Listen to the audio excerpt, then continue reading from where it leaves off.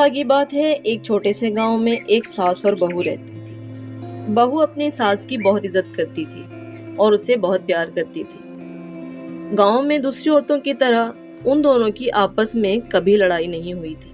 वो दोनों बहुत प्यार से रहती थी और एक दूसरे का साथ देती थी। हर काम में एक दूसरे की मदद करती थी। अरे पूरे गांव में मेरी बहू जैसी किसी की बहू नहीं है। मैं बहुत किस्मत वाली हूँ जो मुझे तुम जैसी बहू मिली। माँ जी, मैं भी किस्मत वाली हूँ क्योंकि मुझे आप जैसी सास मिली। पूरा गांव इन दोनों के प्यार की मिसालें दिया करता था। हर कोई इन्हीं की बातें करता रहता था। एक दिन वो दोनों बाजार से कुछ सामान वगैरह लेने के लिए जा रही होती। बाजार गांव से काफी दूर था और उन्हें पैदल ही जाना होता था। अक्सर उन्हें घर आते हुए देर हो जाती थी। घर का सारा सामान वो काफी दिन बाद एक ही दफा काफी मिकदार में ले आती थी। घर के सब्जी वगैरह, फ्रूट वगैरह, घर का दूसरा राशन और आटा, चावल सब कुछ एक ही दफा वो लेकर आती थी। इसी वजह से उन्हें देर हो जाती थी। एक दिन वो दोनों शाम को घर लौट रही होती हैं। रास्ते में एक जगह उसकी बहू रुक जाती है। माँ जी, अभी तो रास्ता काफी दूर है। मैं तो कहती हूँ थोड़ी देर हम रुककर आराम कर लेते हैं। मैं बहुत थक गई हूँ। अरे बहू, तू बैठ जा, मैं तेरे पैर दबा दूँ। तो थक गई होगी ना, आजा बैठ जा, मैं तेरे पाँव दबा देती हूँ। अरे नहीं नहीं माँ जी, कैसी बातें कर रही हैं आप? पाँव तो मुझे आपके दबाने चाहिए और उल्टा आप मुझे कह रही हैं आप बैठ जाएं, मैं पाँव दबा देती हूँ आपके। वो दोनों हंसने लग जाती हैं और माँ जी आगे चलने की कोशिश करती है। माँ जी आगे निकल जाती है, तभी पीछे से उसकी बहू आवाज देती है, अरे माँ जी रुकें, मुझे भी साथ ले जाएं। आप तो अकेले ही चलती जा रही हैं, मैं भी आ रही हूँ, जरा रुकिए, मेरा इंतजार करें। वो दोनों चली जाती हैं और उनकी एक चुड़ैल बैठी अब बातें सुन रही होती है। आई बड़ी सास बहू प्यार से बातें करने वाली है। अब मुझसे इन्हें कौन बचाएगा? मैं इन दोनों की खुशियों को बर्बाद कर दूंगी। ये दोनों इतने प्यार से कैसे रह सकती हैं, और वो भी सास और बहू। वो दोनों गांव पहुंच जाती हैं। वो बहुत थकी हारी होती हैं, जल्दी जल्दी अपने घर की तरफ चली जाती हैं। घर जाने के बाद बैठकर वो दोनों चाय पीती हैं और बातें कर रही होती हैं कि कितनी महंगाई हो गई है, अब तो बाजार जाने के हालात ही नहीं रहे। दोनों बातें कर रही होती हैं और साथ चाय पी रही होती हैं। थोड़ी देर बाद वो दोनों सो जाती हैं। वो नहीं जानती कि अगले दिन उनके साथ क्या होने वाला है। वो दोनों सुकून की नींद सो रही होती हैं। अगले दिन सुबह के वक्त वो दोनों बैठी होती हैं दरख्त के साए में, तो एक बच्ची डांस कर रही होती है।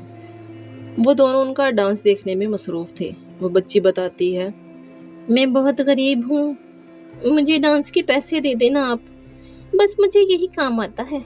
आप देखते रहे और खुश होते रहे। अच्छी बात है बेटा, अगर कोई हुनर आता हो तो बंदा उसका इस्तेमाल करे। वो बच्ची नहीं थी बल्कि चुड़ैल अपना जादू कर रही थी। चुड़ैल अपना जादू करके चली जाती है।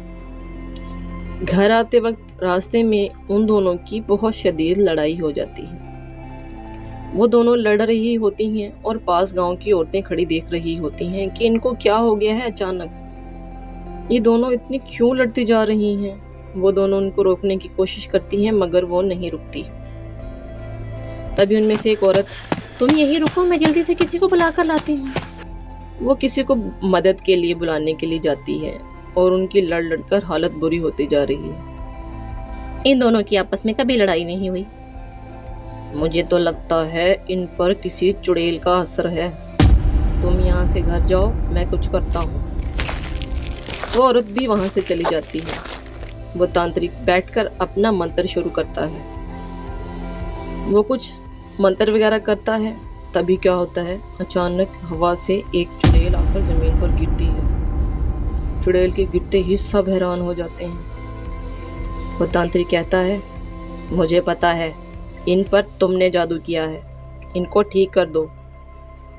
मैं नहीं ठीक करूँगी। जाओ कर लो, तुम क्या करोगे?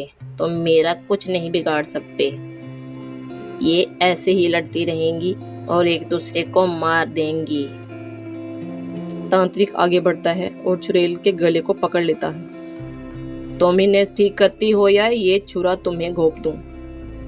अच्छा रुको, मैं कुछ करती हूँ। वो कुछ तंत्र मंत्र करके उन दोनों को ठीक कर देती है। ये तुमने अच्छा नहीं किया हमारे साथ। आखिर हमने तुम्हारा क्या बिगाड़ा है? तुमने ये हमारे साथ अच्छा नहीं किया। वो औरत उसे बुरा भला कहती है। तभी चुड़ैल कहती है, मैं भी तुम्हारी इस बहू की तरह एक बहुत अच्छी बहू थी। मेरी सास ने मुझे जिंदा जला दिया। तब से मैं हर सास बहू से नफरत करती हूँ। उनका प्यार मुझसे हजम नहीं होता। बस आप दोनों का प्यार देखकर मुझसे रहा नहीं गया। मैंने सोच लिया था कि मैं इन दोनों को भी खत्म कर दूंगी। इसमें भला हमारा क्या कसूर? जो किया तुम्हारी सास ने किया। तभी पीछे से तांत्रिक वार कर देता है और चुड़ैल को मार देता है। मैंने इसको मार दिया है और अपने साथ ले जाकर जला दूंगा। ये हो सकता था और किसी को नुकसान पहुंचा सकती थी। अब ये किसी और को नुकसान नहीं पहुंचाएगी। तांत्रिक उस चुड़ैल को अपने साथ ले जाता है और वो खुशी खुशी उस तरह ही रहने लगी और एक दूसरे का पहले से भी ज़्यादा ख्याल रखने लगी। प्यारे बच्चों, इस कहानी से हमने सीखा कि हमें जो सज़ा मिली उस पर दूसरों का कोई कसूर नहीं है। हो सकता है कि हमें जिसने नुकसान पहुंचाया हम उससे बदला लें, ना कि दूसरों को परेशान करें।